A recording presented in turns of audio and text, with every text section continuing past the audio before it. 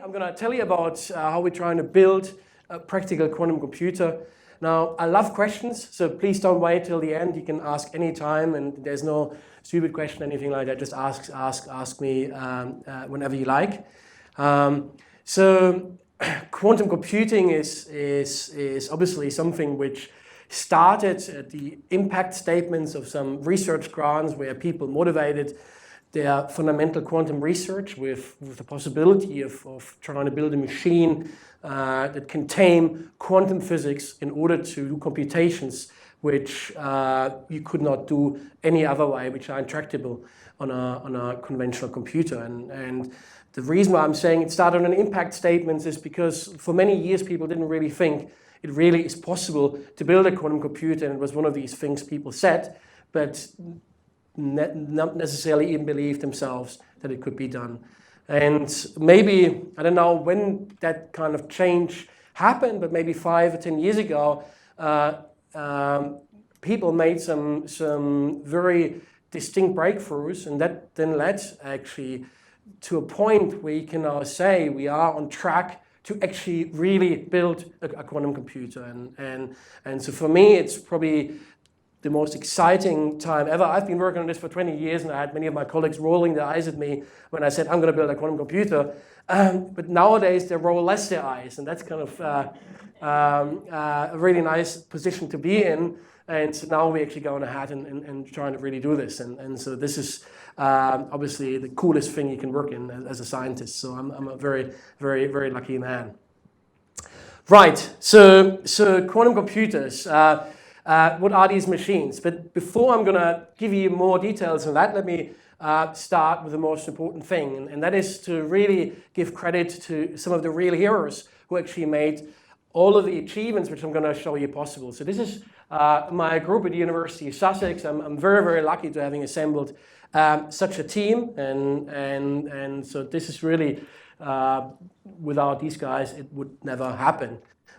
Secondly, I should also acknowledge all the people who are funding us, and Sarah actually sits here. ARO is one of them, one of the agencies who are funders, and I cannot be thankful enough. I mentioned to James when I started my group at Sussex, we had to literally build everything ourselves, build our own lock-in amplifiers. Money was really, really short, and that slowed us down tremendously.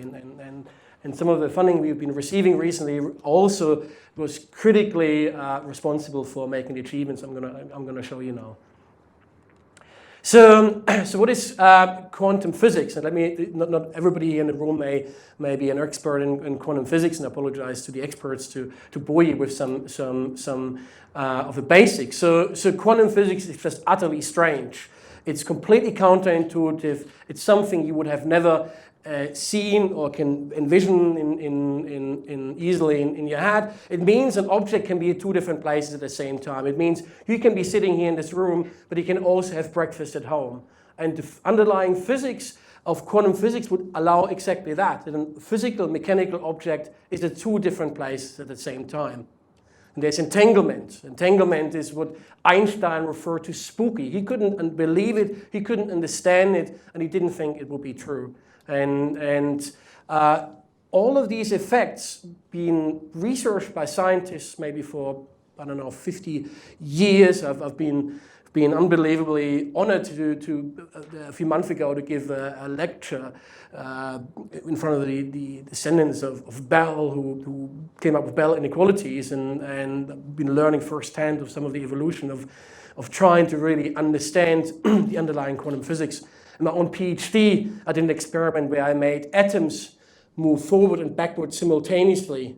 So imagine parking your car, and rather than just hitting the car in this narrow parking spot behind you, you also hit the car in front of you.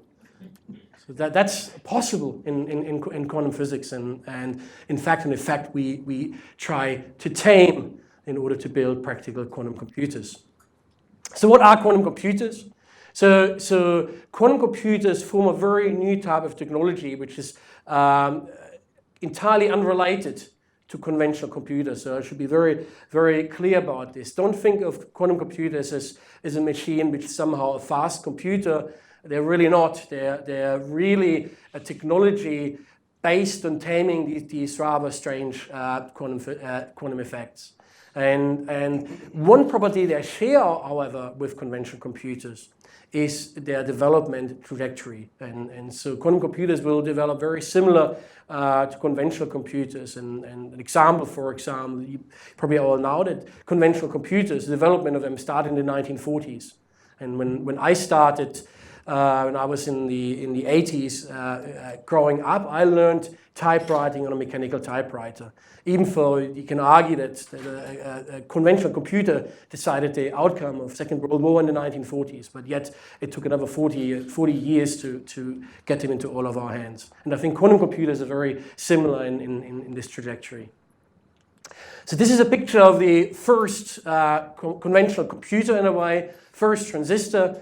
And so this is kind of to give you a feel where we are, where everything started. And you've probably all heard of Moore's Law, and that tells us that conventional computers are on double their speed every 1.5 years. However, that's not necessarily so true anymore, because as you make transistors smaller and smaller, what you'll find is that there's a limit of how actually small you can build things when you get to the scale of individual atoms. And so Intel, in fact, announced recently that it now becomes difficult to stay on Moore's Law, in fact, to push this any further. Now, you can think of this as a very negative thing, and you can think, we have a lot of problems here, we have a lot of trouble. Or you can actually follow the suggestions of Richard Fireman, who actually said, hey, this is a real opportunity.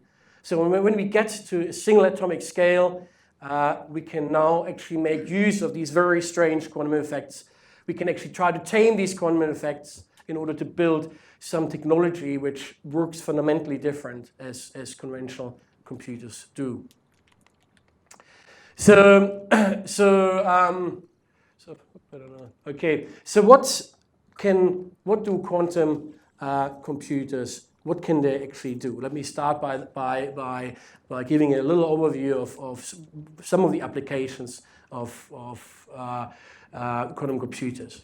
But one thing to very simply explain what a quantum computer can do, it can solve certain problems where even the fastest supercomputer available right now may take billions of years to calculate. And I'm saying certain problems, not all problems, and we're going to get in a second to what some of these problems are. If you're more mathematically minded, the best way to think of what a quantum computer can do is to think that it changes the scaling of how long it takes to solve a certain problem. And the scaling is something extremely important, and because it really allows you now to suddenly access a whole new class of problems that you couldn't imagine solving before. Even if you have Moore's Law going for another 100 years, you could not solve some of these problems because the scaling would always play against you. And so this is just a kind of list of some of the problems quantum computers could solve, and you can think of optimization problems, machine learning, search. A very famous application is factoring. And there's in fact a whole database of quantum algorithms. You can all access that. It's a NIST quantum algorithm zoo, and there's plenty of literature out on the web. But I just want to highlight maybe 3 applications as an arbitrary really applications to give you a bit of a feeling of what quantum computers can do. So one of the famous applications of quantum computers are that they can break RSA encryption. And RSA encryption is obviously what we all use nowadays. And because of their ability to factorize large numbers, they then render standard encryption methods useless. And this is one of the reasons why very early people were very interested in quantum computers, because of this obviously quite tremendous possibility. Since quantum computing has become into the realm of things you could actually potentially really build, people have really come up with, focused on looking at more applications, and one of these are probably, for example, the problem of nitrogen fixation. That may not mean much to you, but it's really a critical puzzle piece in producing fertilizers. And just to give another random example, in protein folding, why is that so important? That is maybe important because an understanding of that may help us cure dementia. It's just two arbitrary examples. Another very important field are optimizations in general, so optimization problems where you can make big steps like the traveling salesman problem. But I won't get too much into that because this lecture is really not so much about the applications, but how to actually build these machines. Now personally, what drives my research the most and why I'm most fascinated, why I started really this research, is not because of these applications, but because all physical systems adhere to this theory called quantum physics. So the big problem is that conventional computers, nearly all problems involving quantum physics very quickly become intractable. So a conventional computer can't really simulate quantum physical problems.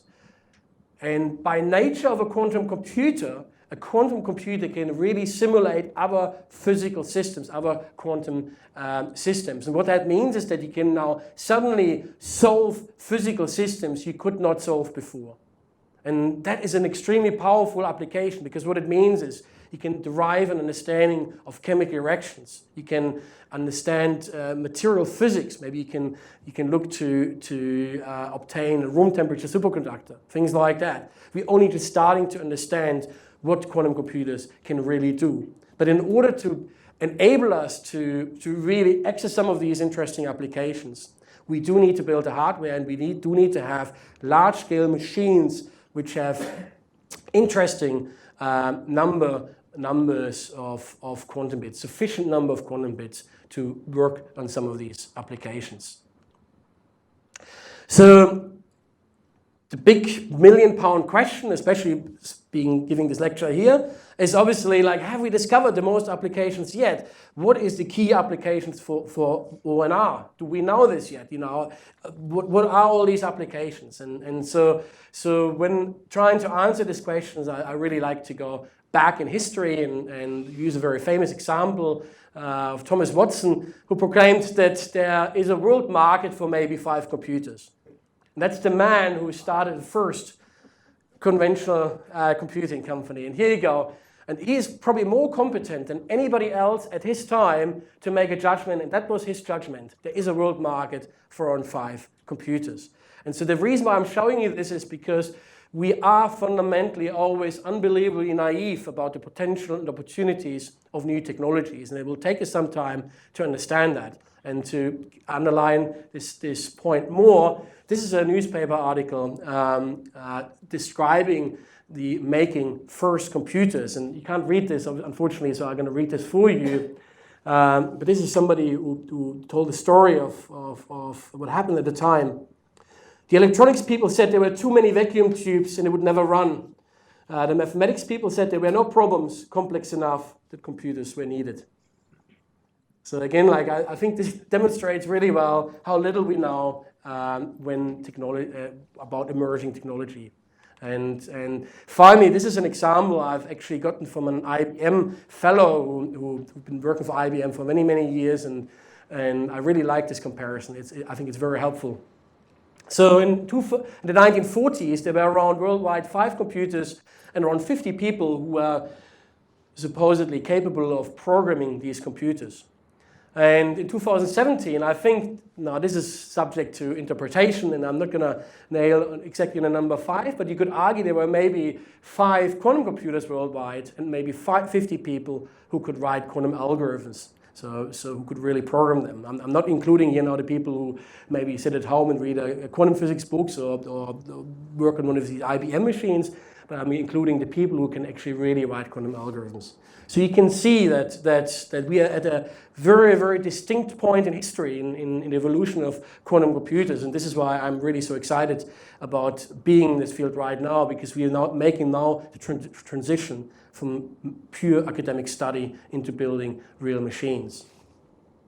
So how do we go about actually building these machines? And so I'm going to want to take you into the lab and show you a little bit of how this is actually really done in practice.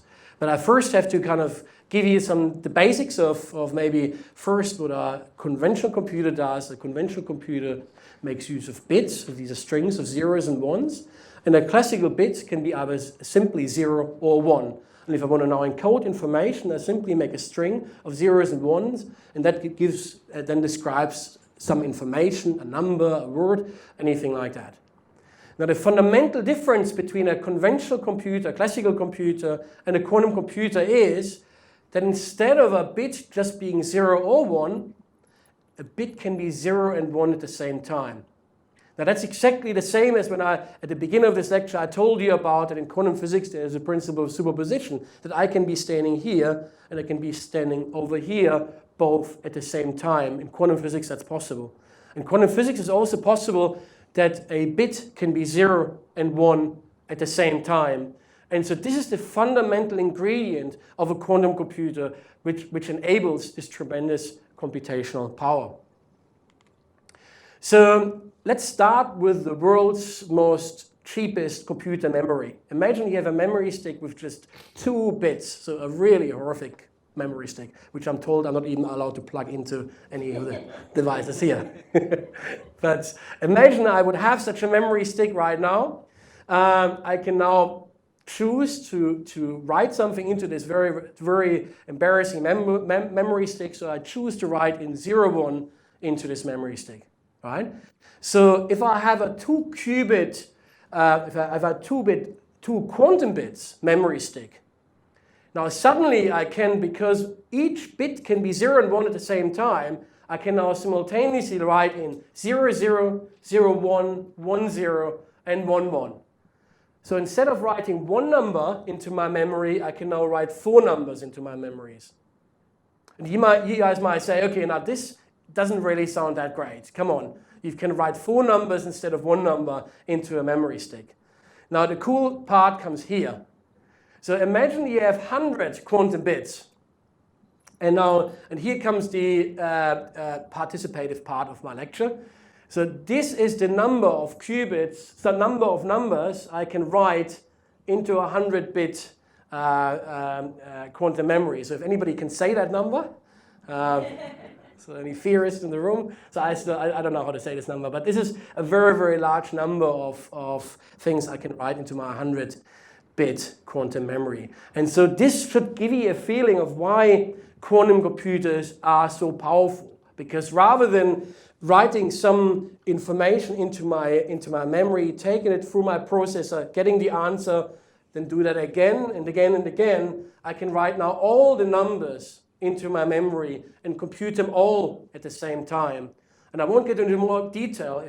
Please ask me in question time. I can tell you a little bit more about this, because it's not quite as simple as I'm making it seem, right? Seem at this point in time. But this is maybe a very, very simple, maybe too simplistic explanation of what quantum computers, or where quantum computers derive their tremendous potential from.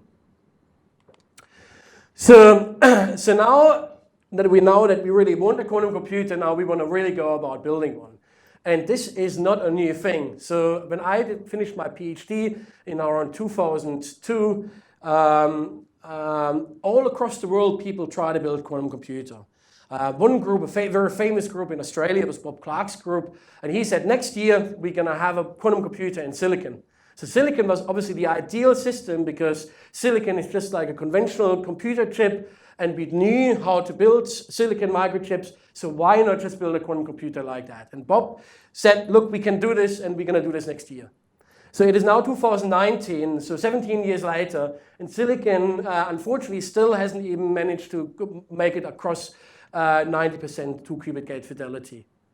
The reason why it is so hard is because quantum effects, now let me get to something very fundamental. Quantum effects are very, very hard to control or even to make happen. And you can all very easily understand that, because when I just said to you guys, in quantum physics, I can be here and over there at the same time. If I'm going to ask you around here, have you guys ever seen a person being at 2 different places at the same time? I think we all answer no, right? Quantum physics is just very, very hard to make happen. And the reason why it's so hard to make happen is because any kind of interaction with any of the environment will immediately destroy quantum effects. And the reason why the work in silicon has been so hard, because when you have a qubit within silicon that it interacts with everything around it, and this effect we call it decoherence, leads to a fundamental barrier in making quantum computers happen. Scientists tried at a point at nearly any physical system, any physical hardware platform you can possibly imagine. Electrons floating on helium, and you name it. There were like tens and tens and tens of different platforms. And unfortunately, I have to tell you, most of them failed. And they didn't fail because they weren't extremely smart. Some of these scientists were the best of the best. But they failed because these platforms are just extremely difficult to isolate, to insulate from the environment. Now, I'd say two platforms displayed really amazing results.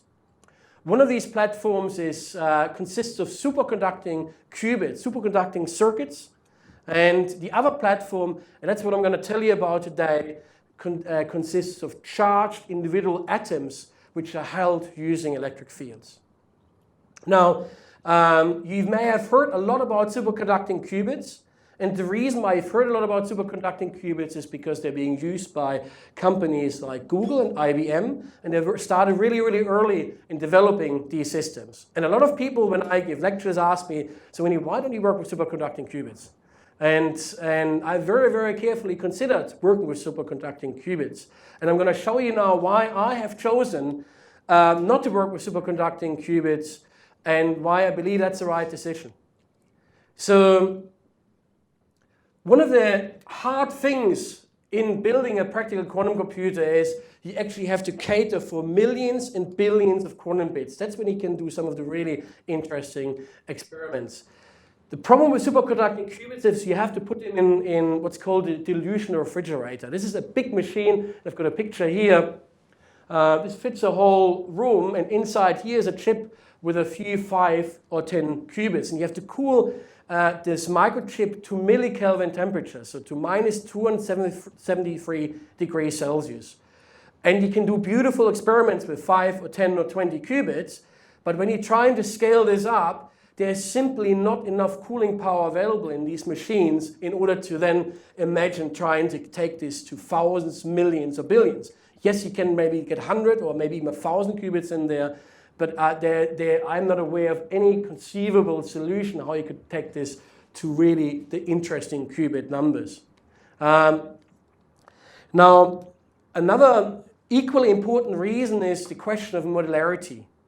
Now, you will never be able to, because of the very essence of how quantum computers work, you will never be able to fit more than a certain number of qubits on an individual chip, on a microchip, on a wafer. And that's simply the reason is because each qubit has a minimum size.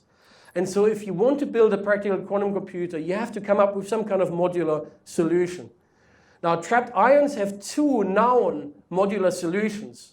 And superconducting qubits have no modular solution yet. Nobody's ever realized to connect a quantum computing chip in one dilution refrigerator to the chip in another dilution refrigerator. And yes, that may happen in the future, but so far it hasn't been achieved because it's really, really hard. Not because these people aren't really amazing, but it's just very, very challenging. And then maybe a more philosophical argument, and that is we use individual atoms as qubits. And fundamentally, individual atoms are all identical. And there is no problem if you want to build a quantum computer with 10, 20, 50 qubits or a few thousands of qubits that you cater for every individual qubit, and it doesn't matter if they're all a little bit different. But if you really want to build a practical quantum computer with billions of qubits, then you have a lot easier life if these qubits are identical in the ways when you use individual atoms as qubits. So that's in short why we work with trapped ions. And what makes our approach unique? Yes? Mm-hmm. On the needing to maintain the negative 273 degrees, is the heating problem similar to a computer today? Is it the electricity is being converted into heat because of the processing? I mean, is that same concept? Yeah, absolutely. Only in a dilution refrigerator you have milliwatts of cooling power. That's the maximum these machines by the design can ever achieve. So it's really like orders of magnitude below what is within a conventional computer. But fundamentally, in order for these machines to operate practically, it's not fundamentally, actually, one of the nice things in quantum computing is fundamentally you don't need to dissipate energy, but in any practical realization, as soon as you go to large machines, you're going to have to cater for electrical dissipation and for lots of other dissipation effects. Just by you connecting the cables, if you connect a cable to a qubit, then that cable is firmly connected to a feed-through. I mean, you can isolate this via multiple feed-throughs, but literally just the thermal volume of all these cables, all these connections going in your vacuum system requires you to be able to cool. And that's really hard. I'm going to get to cooling when I'm going to talk about our architecture, because even our architecture we need to cool, but we have tens of watts cooling power available because we are obviously working at room temperature or just with very mild cooling at liquid nitrogen temperature. But you're exactly right. This is, you can compare this property whenever you build a realistic machine, not kind of like some beautiful idea by a theorist, but whenever you really want to carry out the engineering, you have to think about dissipation, all the dissipation factors. And I'm going to get to that actually when I'm going to talk about our architecture. So what is different about our platform is that we have decided to use silicon microchip technology.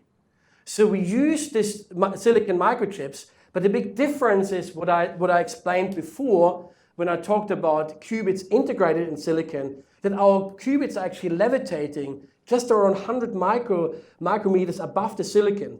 So we use microchip technology in our approach, but we don't embed our qubit in the silicon. Our qubits are actually levitating above the surface of this microchip. And that what enables us to achieve these tremendously high fidelities or very, very low error rates, which is what is required if you want to build a practical quantum computer. And what that allows us now to do is, because we use silicon, we can now really envision going to billions of qubits. If you read the news and if you look at the announcements of IBM and Google, they talk about 20, 40, or 50 qubits. In fact, they have not achieved their prediction of when to hit a certain milestone, which we call quantum supremacy, which happens around 50 qubits. And they haven't been able to get to this milestone yet, because even increasing to 50 qubits in a superconducting qubit quantum computer is already very challenging. And what I'm going to show you now is an architecture where we envision and where I can hopefully convince you that this is not just science fiction, but we can really do this, is that we can really go to millions of billions of qubits. And if you wanted to scale from 20 to 40 to 50 to 60 to 120 to 1,000, that's a very far way to build a quantum computer. And I'm 47 right now, and I want to build a quantum computer. And I think if I were to go that path, I probably need to live quite some time and need to have my retirement in another 100 years or something. And that, since I don't want to do that quite, I need to have a platform which will get us there in a reasonable time scale.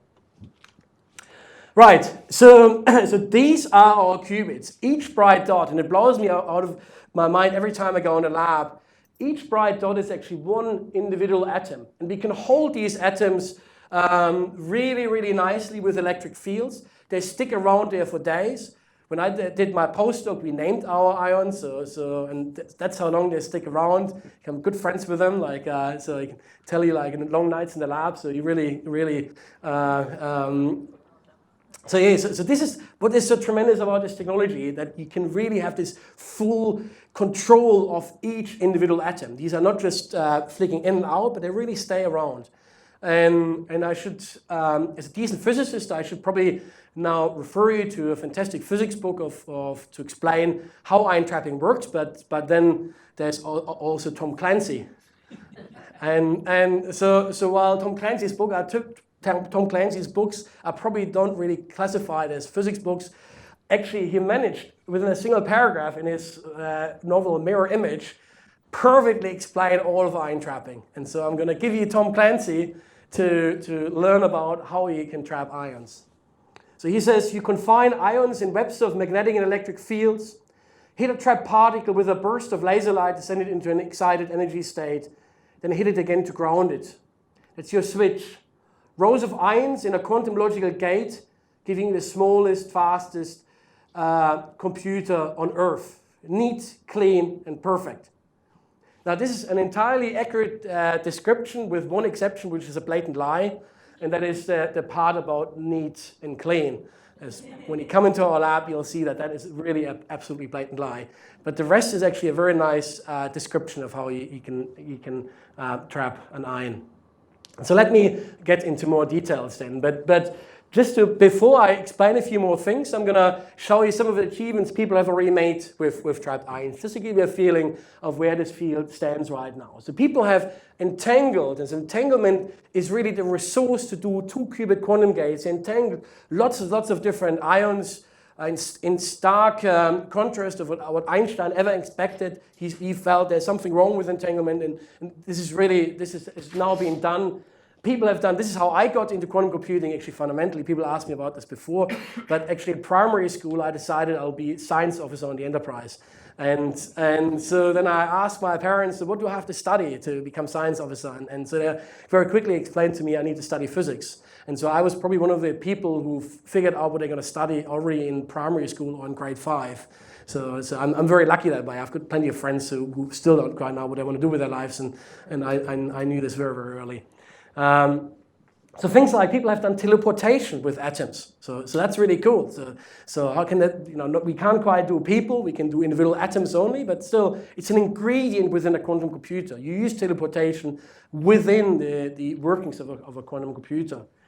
Now this line is really, really important if you want to get an overview of the different hardware platforms, and that's what you want to know about. It's the fidelity or the gate accuracy of doing gates with 2 ions. So we call it the 2-qubit gate fidelity, or just the accuracy. And people have achieved in excess of 99.9% gate fidelity. And that puts trapped ions much beyond any other hardware platform, including superconducting qubits.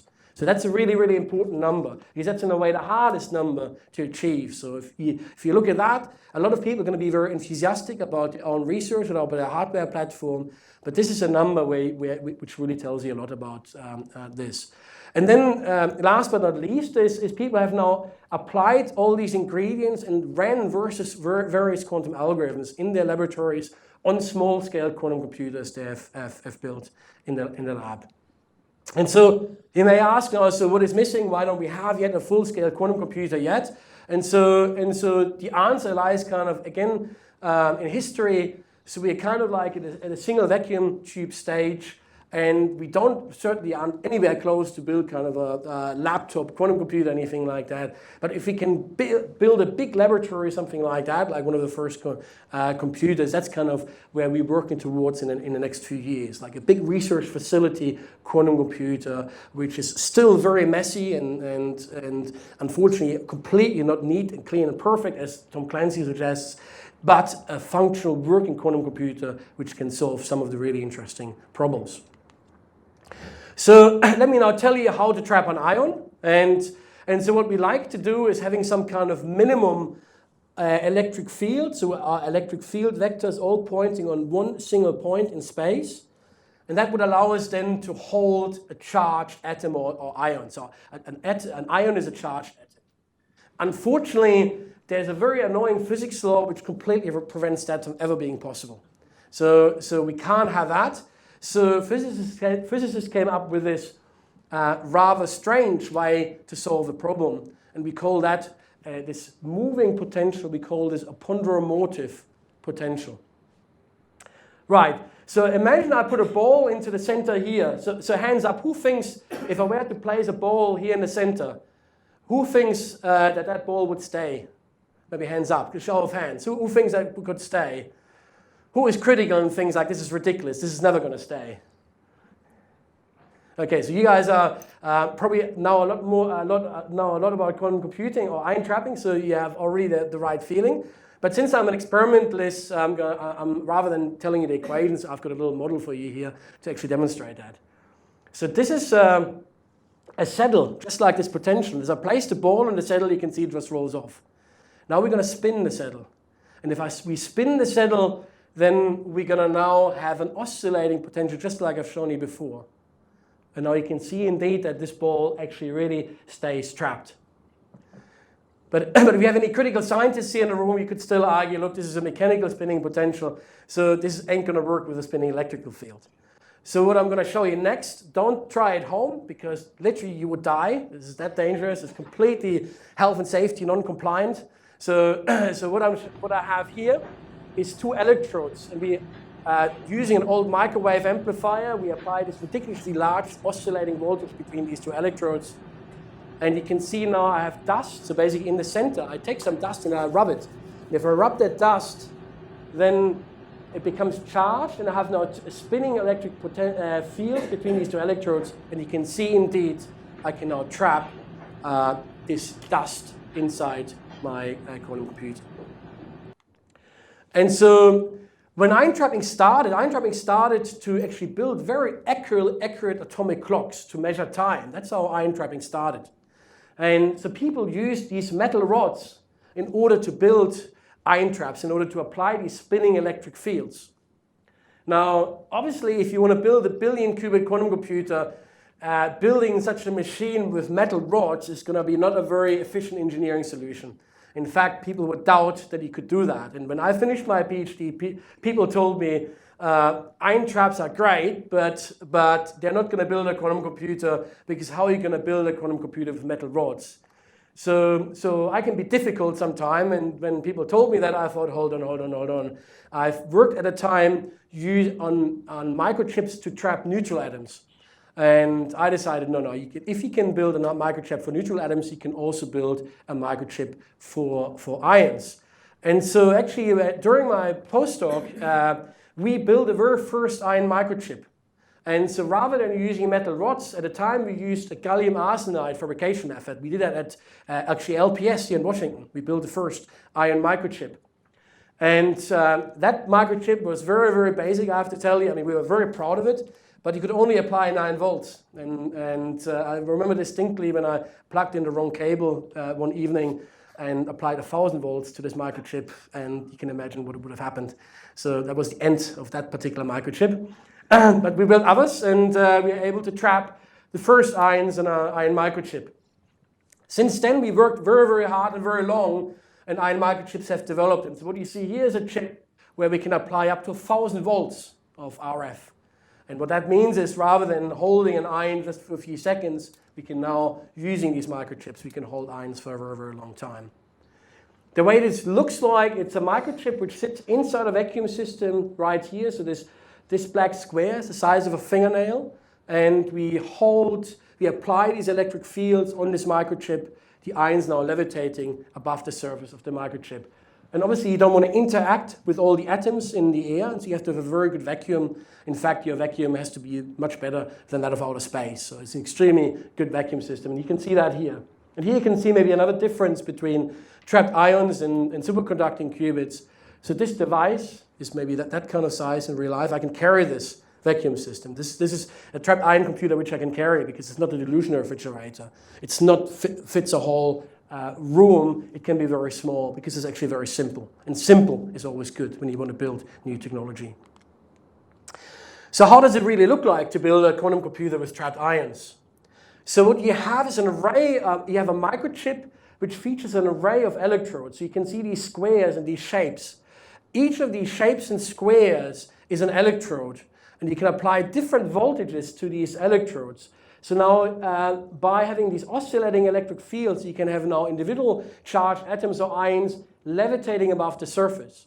And by varying the voltages applied to each of these electrodes, I can now transport ions across the surface, and I can move ions around, maybe just like a game of Pac-Man, actually. So it looks very much like a game of Pac-Man.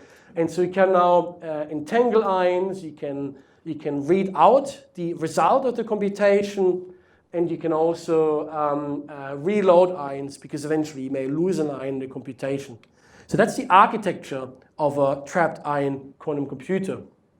And how do we actually store? Are you now building your chips? So you're building your chips. Are you still working on the design of that to better that? Absolutely. So we are building, I'm going to show you in a second some of the pictures of some of the state-of-the-art microchips we've developed. And this is actually work we do with Aero.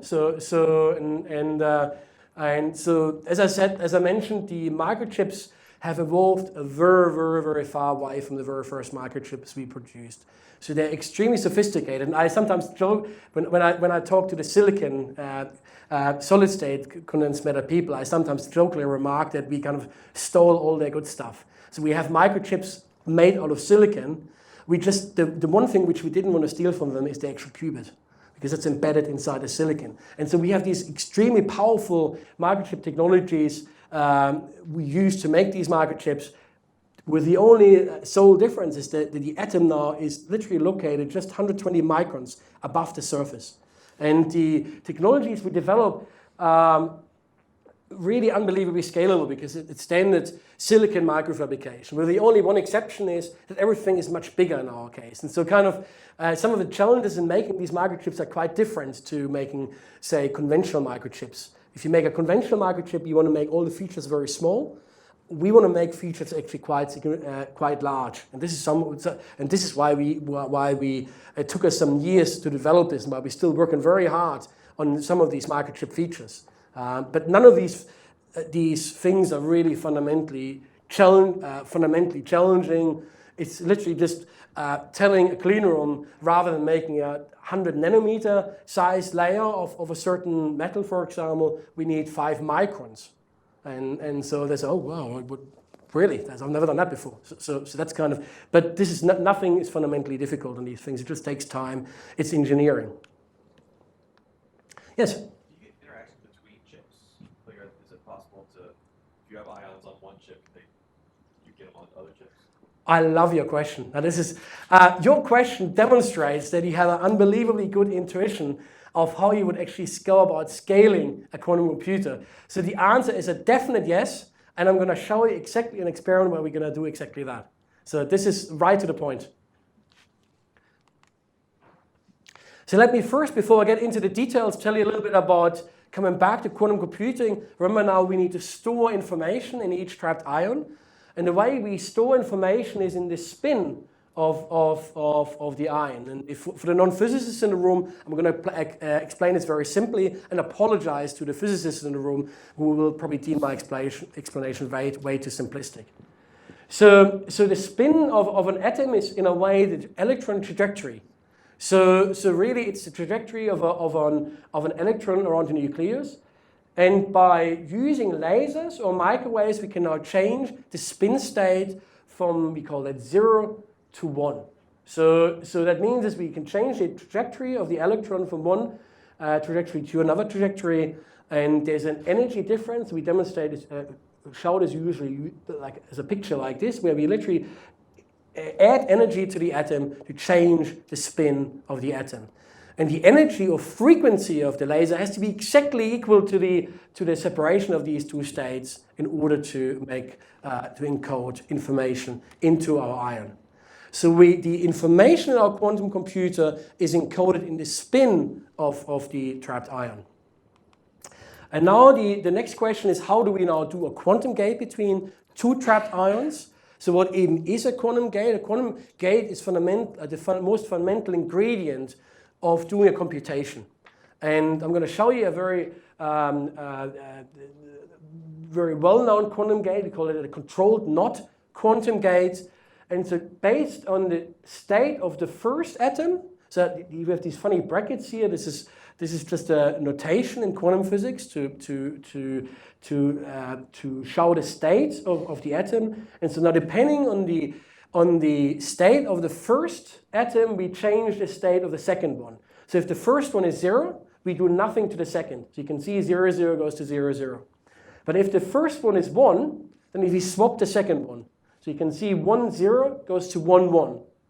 So that's what we call a C-NOT gate, and that's the fundamental ingredient in any quantum algorithm. So a quantum algorithm consists of a series of 2-qubit and single qubit gates, along with ion transport operations which are contained in between. And a good buddy of mine actually made a little simulation, so I'm going to show you this. So Ike Chuang at MIT actually made a nice little simulation of how a quantum algorithm, a very simple quantum algorithm would look like. So again, you can see the similarity to a game of Pac-Man.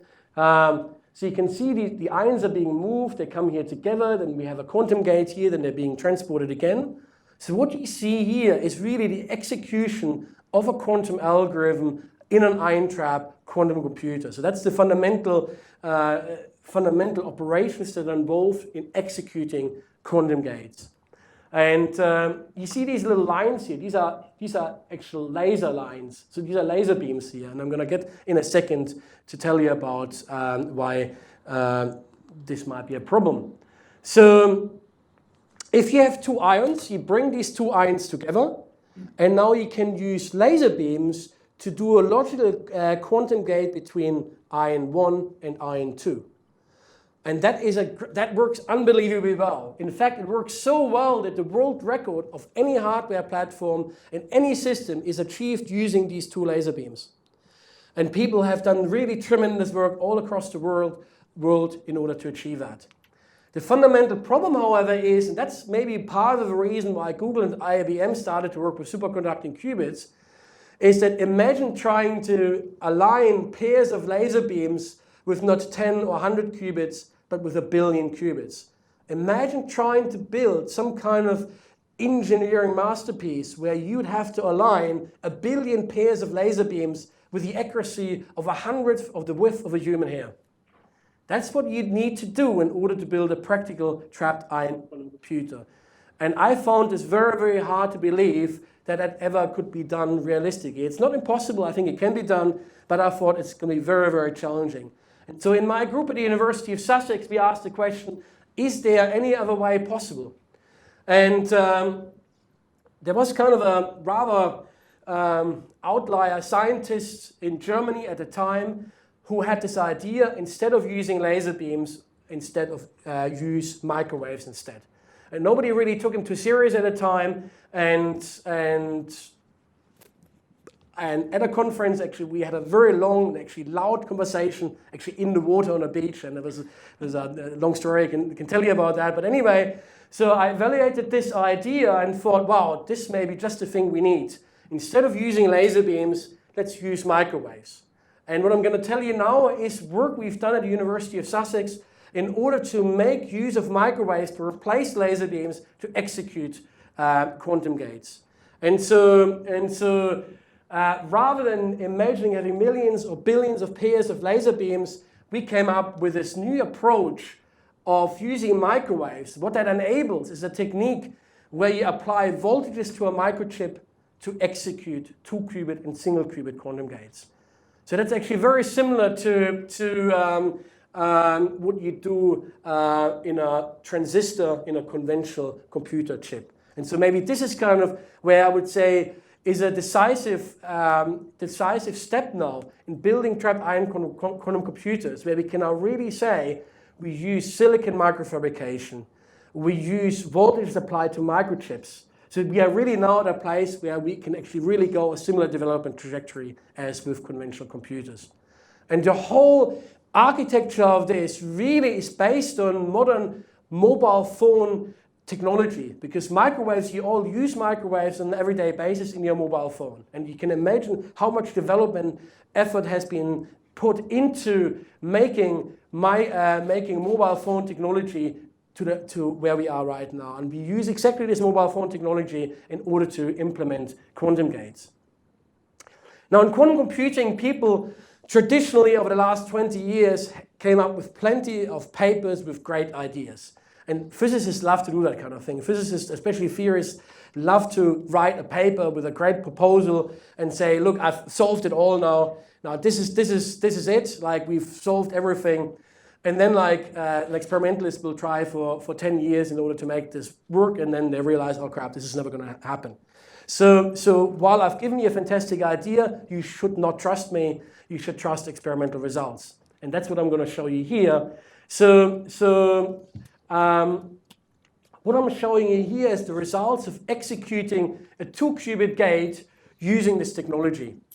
And so what you see here is 2 curves, and I won't discuss in too much detail what you see in these 2 curves, but you see that indeed we have managed to reach a 2-qubit fidelity first time around. Like, this was the first demonstration of this, very close to an extremely important number that is what we call the fault-tolerant threshold. And that number is very critical because it means reaching this threshold, we can now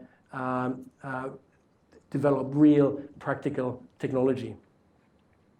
Right, so what this technique enabled us to do is to produce an architecture which enables us to execute quantum gates simply by application of a voltage to a microchip. In order to understand this is the only piece of physics in my talk which is a bit complicated. So bear with me and please do ask questions if I'm not clear enough. So one of the things you have to know in atomic physics, that I've got these 2 energy states. You have to know when I apply a magnetic field, that the energy separation between these 2 states increases as magnetic field increases, and it decreases as my magnetic field decreases. That's the first thing you have to know. The second thing you have to know, that I can only drive a transition or change a state from here to here if the energy of my microwave field is exactly equal to the energy separation of my 2 states. So these are the 2 ingredients. And now you can understand how this whole technique works by looking at this figure. So this is kind of the same architecture as I've shown you before, where we have these X junctions, and ions can now move across this X junction array. And below the surface we have current carrying wires. And these current carrying wires produce, so I'm going to plot now the magnetic field along this axis here. And in each of these X junction regions I have a quantum gate region, so where I do the computation. And so you can see here, like in each of these regions I've got this very steep magnetic field gradient. The magnetic field does this really strange thing. And I simply achieve that by having a current carrying wire below the surface integrated in the microchip. And this current carrying wire then produces this magnetic field gradient. And so now I want you to look here. So I'm going to zoom into this zone here. Now, by applying a certain voltage to my electrodes, remember I can now move my ions across the surface of this microchip. So by applying a certain voltage V1, I'm going to place my ion exactly in this position Z1. And if I place my ion in the position Z1, then it will experience exactly this magnetic field B1 because there's a magnetic field gradient. What that means is that the state separation is exactly that, equal to this state separation. And what that means in turn is that if we now send in global microwave fields, just like the same microwave fields are in this room allowing you to make a phone call, if you now shoot these microwave fields, irradiate our quantum computer, then in this particular position, these 2 states are off resonant. They cannot absorb these microwave fields, and the ion does exactly nothing. If I, however, now apply a different voltage V2, my ion will now be in a different position Z2. Now suddenly, it experiences a different magnetic field B2, and now suddenly my magnetic field is larger, and now suddenly the separation is such that this particular ion can absorb microwave fields and can change its states, and by changing its state, it will undergo a single qubit gate, a simple computation. And finally, if I apply a different voltage V3, I'm going to place 2 ions in a different position Z3. Now suddenly my 2 ions are in a position where they can absorb the right fields to undergo a 2-qubit gate. And again, making use of global fields, I can now execute a 2-qubit gate or a single qubit gate simply and merely by application of a voltage to a microchip. And now I want to take you back to where we were before with trapped ions. Before with trapped ions, if we have a 10-qubit quantum computer, we have 10 pairs of laser beams that we need to align. If you have a 20-qubit quantum computer, we need 20 pairs of laser beams that we need to align. With a billion-qubit quantum computer, we have a billion pairs of laser beams that we need to align. With a 2-qubit quantum computer, we need exactly 10 fields in order to run all these quantum gates. So for 2-qubit gates, we need 10 fields. with a 10 billion qubit quantum computer, we need the same number of fields. So you can see what's happening here. Now the scaling, the number of qubits does not scale with the number of radiation fields anymore. We don't need a billion laser beams, we need the same number of radiation fields. And this is why this is really, really entirely different way to do quantum computing with trapped ions. And this is why we are so extremely enthusiastic about making this technique work. Because what it enables is it completely takes away the overhead of all these laser beams. Imagine racks of lasers, one rack after another, football fields worth of laser racks in order to build a practical quantum computer. And here we have one simple microwave box which can drive either a 2-qubit quantum computer or a 2 billion qubit quantum computer. You have a question? Yeah, doesn't this make it into a Sindemon machine in the silicon sense that all the operations being applied have to be in the same order, in the same, you have different ions on which they're acting, but they're all experiencing the same sequence of operations? This is a very good question, and I want to take you back to this architecture here. So think of this as like a large-scale array. So this would be a wafer with thousands of these X junctions. And by applying different voltages in different zones, I can have different quantum gates in every zone. So every ion actually undergoes a different quantum gate. So this is not a global thing. That's the nice thing, because these local voltages control the execution of each quantum gate.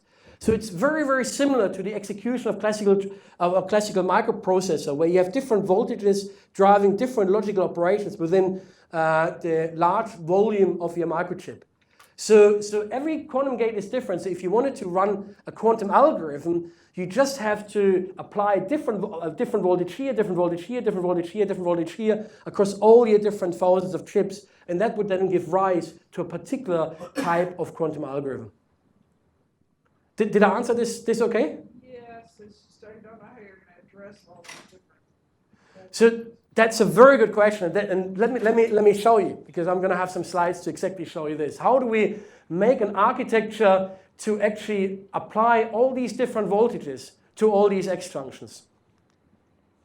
So before I get to that, let me just quickly mention one thing, because this is a really cool thing, and sometimes I really got to show off like some of the. This is brand new. This is only around half a year old, so this is kind of really cool. This applies in a way to how we do these quantum gates. When you look around the world, you find a lot of labs like building quantum computers. But if you actually come in a lab, you see this tremendously shielded experiment where you have like 5 or 10 qubits, but in a massively shielded room, and everything has to work perfect in order to make one of these quantum gates work. And we were wondering how are we going to go about if you have to do that to build a large-scale machine. And so we've been working on making quantum gates resilient to some of the environmental factors, like a bus driving by the lab, like an elevator next door going up and down, producing changing magnetic fields, even just noise in electrical components. And so this is a picture where we implemented a new type of quantum gate this is a traditional quantum gate, and this axis here is basically an increasing magnetic field. And so this would be just an elevator going up and down or something like that, for example. And you can see that the fidelity very rapidly decreases as soon as you get away anywhere close from the perfect parameters. And what you see here is this blue line, and you can see that our new gate technique, and won't go into details of how that works, but please feel free to ask me. We'll be able to make this gate very, very stable to external influences. And so this is a really nice breakthrough, which I wanted to mention, which kind of makes quantum computing, brings more into a practical regime. But let me now go to answer your question about how you go about actually making this happen in real life. And so in 2017, we worked together with a whole number of scientists from around the world. So we had people from Google, people from various universities around the world. And what we wanted to do is write a practical blueprint of how you go about actually using these ideas I've presented. How would you go about developing a real engineering solution to achieve that? And so the first part of this engineering solution, the basic ingredient is an X junction, just like you can see here. So the ions are levitating above the surface. You have an entanglement zone, a detection zone, and a loading zone, as I mentioned already before. Now, what you need, remember I mentioned this before, you need now these current carrying wires producing the magnetic fields. And so here we've now worked on developing microchips where and this is actually a really nice result just recently, where we managed to apply extremely large current and with that produce an extremely large magnetic field gradient above the surface. So this is something which is a really big step forward. And now I come to your question, that is like, how do you now change all the different voltages everywhere, and how do you control that? So you have all these voltages here in this all these electrodes in this microchip, and now this is a cross-section of this microchip. You connect it to the backside using a microchip design like this. And here you can see, in fact, an X junction which we made in our lab with all these electrodes, which allow us to now get these voltages applied. This is a picture of the current carrying wires, which are integrated in the microchip below the surface. And now I want to come to answer your question. And that is the idea of how do you control all the voltages here. And in order to do that, you need to really have a whole set of digital to analog converters integrated into the microchip. And that's obviously something which will really take a lot of development time in order to make these practical architectures. And especially when you want to go to large numbers, you have to get the yield up, you have to take this beyond kind of a physics lab kind of environment, and you have to really develop these structures in order to make them, to get the yield up. But you also need detectors integrated in order to measure the quantum state of the trapped ion. And then, coming back to your question, you also need to calculate the voltages which you apply to every one of these electrodes. And you can do that by having FPGAs or ASICs electronics, or CMOS, integrated in order to then calculate and derive all these different voltages. So that's in a way the architecture, and that will maybe hopefully answer this question of how you go about really building a large-scale quantum computer using this technology, the really advanced CMOS design. And so what you get then is an electronic quantum computer module, like you can see here, where you have these digital to analog converters integrated into this microchip. You have cooling, and this comes exactly back to your question. Now with all these digital to analog converters, and they have a lot of classical heat dissipation, so we actually use, we need cooling in order to get rid of the classical, the dissipation of these elements. But now here, because this operates at quite a reasonable temperature, we have got plenty of cooling power. And that distinguishes us from superconducting qubits in the sense that we can really produce tremendous cooling power. In fact, in my lab, we have now a setting where we achieve up to 150 watts of cooling power for one of these devices. So compare that to milli watts of cooling power in a dilution refrigerator. And so this kind of is really very similar to architectures, IBM microprocessor chip, where you also have this multi-level architecture. And so you can see we're kind of really moving towards getting these really practical considerations to build practical quantum processors. So the final question, and that comes back to what you said before, is how do you make quantum computers modular in order to allow really for billions of qubits? Because a microchip, even a big commercial wafer, will only allow for a few thousands of qubits on each microchip. So you need to build a modular architecture. And one of these modular architectures was invented by Chris Monroe. And this architecture consists of what we call photonic interconnects. So you have a quantum computing module here and a quantum computing module here. And you connect one quantum computing module using an optical fiber to two detectors. And it turns out, I won't have time to explain this, but it turns out when you make a coincident photon detection on two of these detectors, you can show that you can entangle or do a quantum gate between an ion on one quantum computing module with an ion on another quantum computing module. And so that's a very, very promising technology.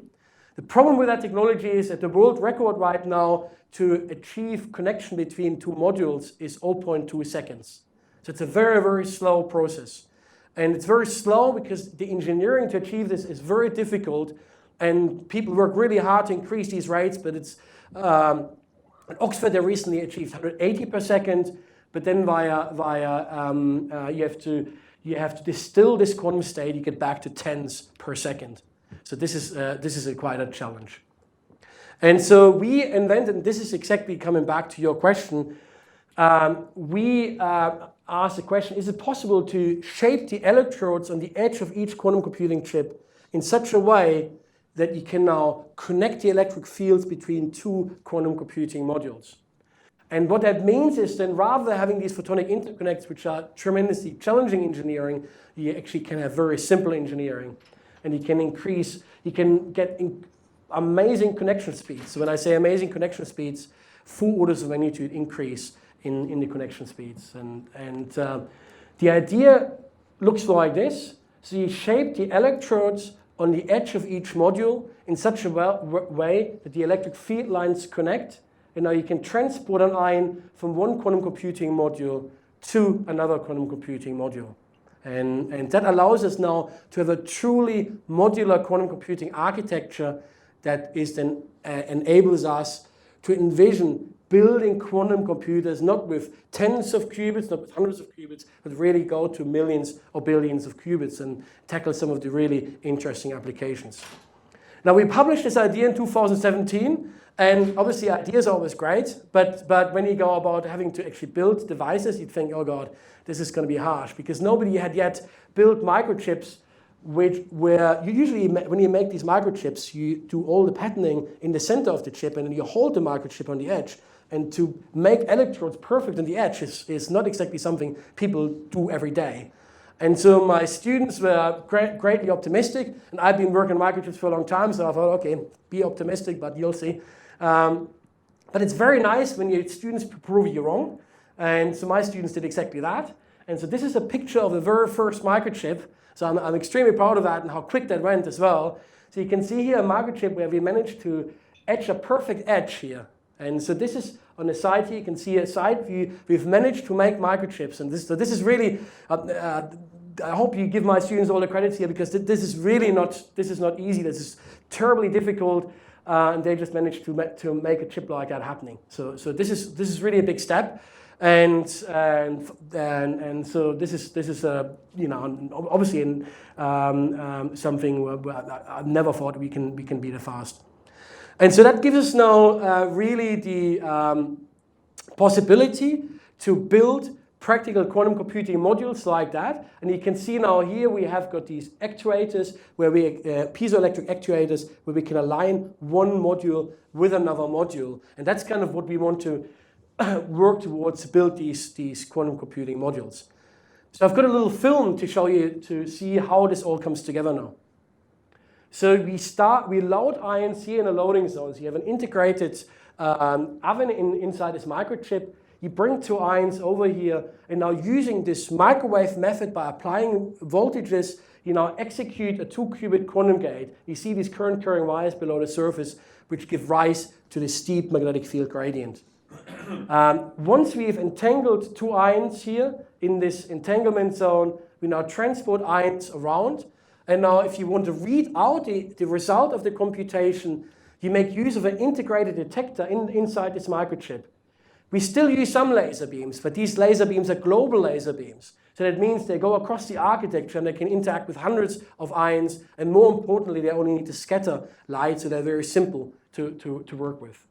This is how a quantum algorithm then looks like. So you have in parallel this transport of ions. You can see this around here. This comes back to your question as well. So you really transport these ions around. But now we are limited to the size of a commercial wafer. This is basically a single quantum computing module. And now if you want to scale beyond that, we bring these quantum computing modules on a frame, and making use of these piezoelectric actuators, we now align one quantum computing module with respect to another. And you can see here, if the modules are misaligned, the ions cannot shuttle from one module to another. The electric field lines don't connect.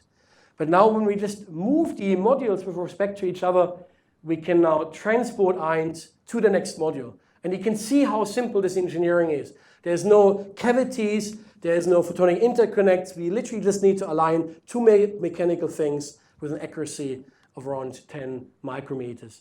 And if you then want to envision like how to go about building a large-scale quantum computer, you just add more and more of these modules in order to build a machine which is then really capable of building large-scale devices. So this is the device, and now I want to show you the practical realization. So this is brand new. So you can see here there's two quantum computing modules here. This is an experiment we have in the lab right now. This picture is brand new here. So you can see here a module here, a module here. They can be aligned with respect to each other, and so including the chips. And now this is a picture of how it's now inside the vacuum system. So you can see Nick here, one of my PhD students who make this happen. You can see here inside the window, you see the picture of the two modules. Right. So this is kind of where we are with the science. And now James has asked me to maybe say a few words about how quantum computing should be viewed in the bigger picture. How do you go about really now building practical quantum computers? And so you can't just do this in a university research group with a bunch of PhD students, because now we're at the point where you can really build practical quantum computing modules. But when one of my PhD students makes these microchips, then only 80% of the electrodes actually work. And that's just normal, because this is just a person doing this one by one, and they make mistakes.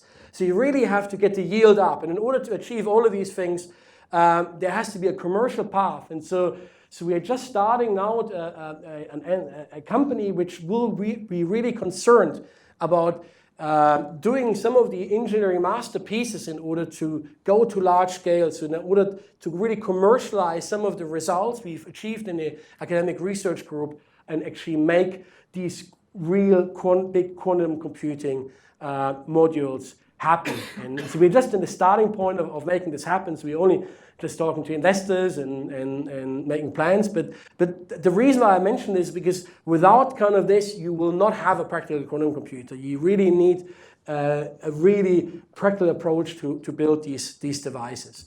But at the same time, none of this could happen with university research. And so equally important as company research, you need university research, because as I've shown you before, some of the key changes we do in our research group, they can lead to fundamental, extremely disruptive changes in the final architecture. And so, but there's obviously more obvious reasons why you need that, because a company like quantum computers, commercial quantum computers, are still very far away. So in order to bridge this valley of death, you really need university research groups to help with some of the research, and especially some of the high-risk research, which is not really commercially viable, that has to come from university research. And so our strategy is to do this hand in hand, to in a way have the company sourcing some of the tools for the university research group, but on the other hand, the university research group allowing some of the real big innovations to be commercialized. And so I thought I'd give you a nice comparison here. So like when we published this blueprint, so Nature wrote an article and entitled "Physicists Propose Football Pitch-Size Quantum Computer." And you can immediately tell like that with I've got now 13 PhD students and 4 postdocs and 2 electronics engineers, we're struggling to build a football pitch-sized quantum computer. However, with some of the achievements we make in the university research group, this football pitch-sized quantum computer can actually shrink to the size of a big building. So you can immediately see that it's not just engineering and not just physics, but the two things have to come together. And so here I'm using a different example where we've invented this new type of quantum gate, which now makes this quantum computer extremely resilient to external noise. The alternative would have been to have some crazy engineering in order to shield all these environmental effects away. But if you use some physics, you can really mitigate some of these really hard problems. So what do we now? Where are we right now with all of this? We're building various prototypes. We have a really fantastic prototype I've just shown you. Large-scale practical quantum computers which can solve some of the really hard problems are probably 10 years away, but we have now a clear development path to get there.